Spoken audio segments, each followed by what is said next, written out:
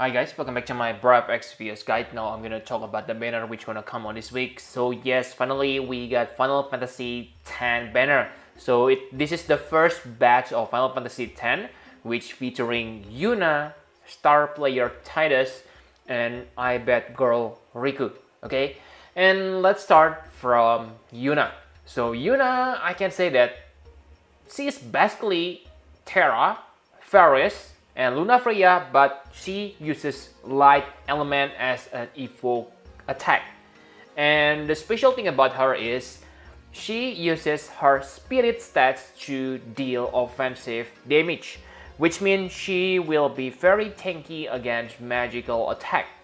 Okay, and yes, she is also premium unit, okay, because you get her vision card on X+3, and I can say her vision card is really great for her, and it allows her to reach really high spirit stats. And like you can see here that her STMR gonna increase 500 attack and spirit. Okay, so this will make her can reach insane stats compared to your normal character. So without a doubt, she will be very powerful, and yes, I believe she will be the most powerful evoker on the game for a long time. Okay, for light elemental. And the good thing about her is she can give evoke damage modifier buff through her normal form limit burst. So that means even if you don't want to use Yuna, because let's say the enemy has light elemental resist, I believe that you can increase Terra, Ferris, Lunafreya evoke damage, which means they're gonna be much powerful if you have Yuna on your party. So other than giving evoke damage boost, she also gives you strong undead killer, so very nice if you fight against undead. And the weakness is, of course, she is premium, so yes, good luck if you want to try to make her into X+3. Actually, maybe it's not that important whether she is being premium or not, because you will see later that her banner is kind of cheap in quote. And the biggest problem I see on her is instead of magic, you need to increase her spirit. So like you know that equipment spirit is harder to increase compared to equipment magic. And on some characters you have like equipment magic plus limit burst damage, but from what I can remember, it's kinda rare for equipment spirit abilities which come with limit burst damage boost. And remember, as an evoker, you need to worry about limit burst damage, evo magic, evo damage. So there are so many stats to boost for her. Okay, so I can say maybe that's her big weakness, the biggest weakness, but overall, I believe she will be very powerful finisher, especially on Dark Vision if you need light elemental attack. So that's for Summoner Yuna. Now let's talk about the NVA unit, Star Player Tidus. So I can say that Star Player Tidus is probably the most powerful NVA unit for quite a long time, because his SLB can deal like 240 times damage, and it is flexible. So we already know that some SLB character on the past able to deal like 250, but it's locked to certain element. For Tidus, it is flexible. And the best part is Tidus stats is also really damn good, because first, he is true double hand character, but he gets 200% chain modifier cap natively. So yes, he doesn't need Savior of Soul Lightning STMR. Okay, so that's huge, because sure, you can get free Savior of Soul Lightning from the game reward, but the point here is you can save one ability slot. You can use it for killers, and let me tell you that he also has maximum true double hand stats. So really guys, to max Tidus stats, it is really not hard. You can give him killer or other things to maximize his stats. And on X+3, he gets 1000 attack. So yes, it is huge, especially if you have Yuna STMR, because yes, it's like Irit on Tifa, which gonna increase her attack. This also same for Yuna for Tidus. Okay, Yuna STMR gonna increase 500 Tidus attack, which is insane. And yes, he also able to imbue himself with fire, water, and wind. So yes, pretty decent for true double hand finisher. Really amazing. Other than true double hand finisher, he also able to become your chainer. He has quite strong Stardust Ray Chain, 200 times damage per cast, and for bolting strike, 100 times per cast. So really very useful character on, let's say, Dark Vision or maybe Class of Wheels. I simply hope that he has Aurel Ray so we can reach that 100 hits easily. But yes, at this point, he is really decent. And his Trust Mastery Word and STMR, they are also pretty decent. For the STMR, it is locked to water element. But again, you maybe don't need to equip this STMR. Simply equip his Trust Mastery Word. And yes, I guess you can switch for another two-handed sword.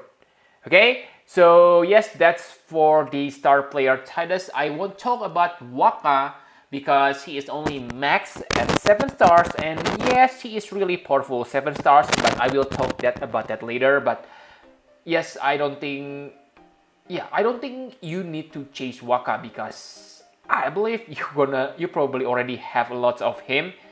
And if you try to get Tidus or Yuna, wow, you will end up with lots of Waka. Okay, so now should you summon on this Yuna banner? Yes, you should summon if you prefer characters like Terra, Ferris, and Luna Freya. And yes, Yuna is the best of all evokers, so of course she's gonna be really powerful. And not only Yuna, Tidus is also really powerful. So really guys, this is one of the good efficient banner. Okay, even if you get Rainbow and hopefully Tidus, you will be really glad. Okay, and the best part about this is the step up is kind of cheap in quote, because to do one step up you only need to spend 12,000 lapis. Sure, if you want to get guaranteed Yuna through tickets, you need to have 60,000 lapis. That's a lot, but my point here is every step up comes with guaranteed Neo Vision unit. So I can say it's probably high chance to get Yuna maybe, okay, but yeah, it sounds great. Not like Sephiroth and Tifa banner, if I can recall correctly. Their banner are kind of much more expensive compared to this. So I can say it's pretty nice deal if you want her. And yes, the reason not to summon is you want Auron. Yes, Auron. Auron is, yeah, he probably comes next week. Okay, he is basically win Sephiroth or Tifa. Very strong, 350 times damage modifier on Brave Shift Limit Burst. Basically, yeah, Sephiroth win version. So pick your poison, whether you want Light Terra or win Sephiroth. Okay, and the second reason maybe not that good, but because Rikku, yes, another Final Fantasy X characters gonna come on Monday. So let's talk about Rikku. So Rikku, I can say that she is really great. She able to imbue lightning or light element plus 25% for those elementals attack. But her strongest point I can say is the barrier. She has 12,000 barrier and 75% damage mitigation. And also the super limit burst gives you 20 limit burst to all allies. Yes, she is super limit burst characters, which is kind of downer in my opinion, because yes, she has good barrier, but those barrier and damage mitigation only last for 2 turns. And even if you max Rikku, you have 1 turn without limit burst because the duration only 2 turns, and for X plus 3 you need to wait every 3 turns before able to use it. Okay, so this barrier is probably amazing but not sounds that good, especially on global. Remember that we have Maeve. Maeve barrier is 15,000. Sure, Maeve doesn't have that 75% damage mitigation, but on normal situation, Rikku damage mitigation is also only 50%, which is same like Maeve. So I don't see Rikku as a good hero on this Final Fantasy X second banners. Okay, and yes, I can say only 2 turns. If you really need that damage mitigation, I think you should bring character like Beatrix or even maybe Elric Brothers if you have it. Okay, so basically I can say there are nothing special from this Rikku. But again, please correct me if I'm wrong. Maybe you play Japan version, maybe there are some trials where you really need the Rikku. But yes, I don't know about Japan, but at this point, she's great. I don't say she is bad, okay? All her buffs on Breath Shift and on Super Limit Burst, I mean, are good, but there are other characters who able to do those things better. So the biggest selling point of Rikku is if you really need damage mitigation and barrier at the same time, but it only lasts for 2 turns. Okay, so that's for the Rikku banner now. Should you summon on Rikku banner? Yes, you should summon if, like I said, you need both barrier and damage mitigation on the same character. And also Rikku able to chain with Bolting Strike, but again, Maeve is also Bolting Strike chainer and better because she has more value on class of wheels. Okay, and don't summon if you agree with me. If you already have Maeve, then really guys, Rikku interesting level because the selling point of Rikku really kind of cut down by half if you have Maeve, because Maeve barrier is better. Okay, and if you take a look here, I know Rikku is guaranteed. It's kind of tempting maybe for you. You only need like 19,500 lapis for guaranteed Rikku.